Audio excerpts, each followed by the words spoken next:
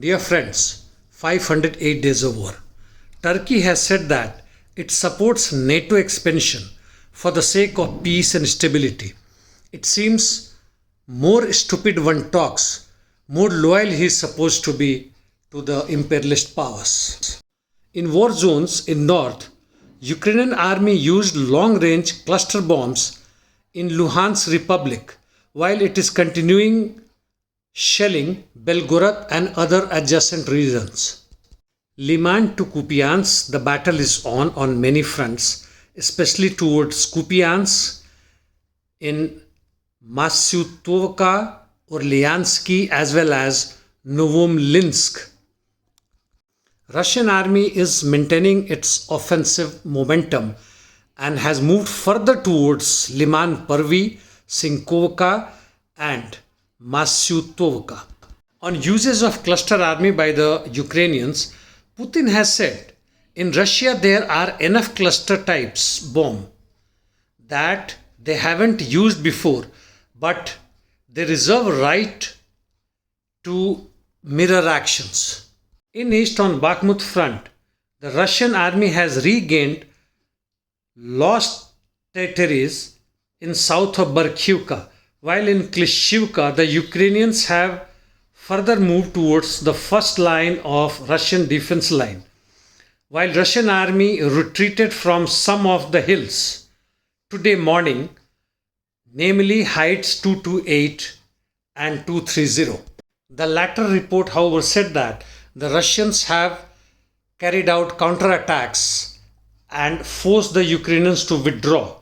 This have become a grey zone. This ping pong level continues in Klishchivka for more than a week. Avdiivka, Marinka and up to Ugledar, nothing special. In south, Ukrainian army carried out attacks on Sevastopol with drones immediately after midnight.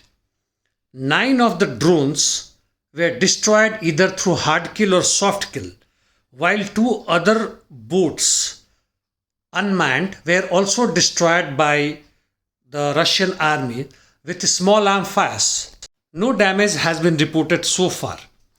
In Kherson direction, Ukrainian attempts to cross Dnieper River has failed. Here the Russian army claims that they have taken over control near Antonovsky Bridge in Kherson area.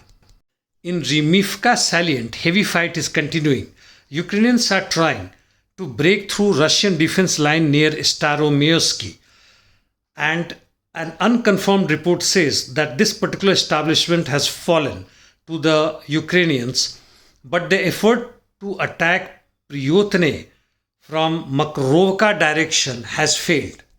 Some related informations. Former advisor to head of Pentagon, Colonel Douglas, has said that Ukrainians have lost 2,000 troops and equally wounded during counteroffensive and 200,000 since the beginning of special military operations, and this is huge number.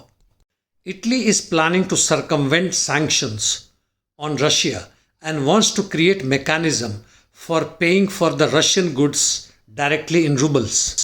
An estimate says that if grain deal breaks, Ukraine would lose close to $500 million per month. Lastly, a former Ukrainian government official and a diplomat, Andrei, said that the whole problem of Ukraine started because of corrupt Joe Biden. I do not pay much attention to this, as the Ukraine war has much more depth and reasons to start with. And that's all from my side. Thanks.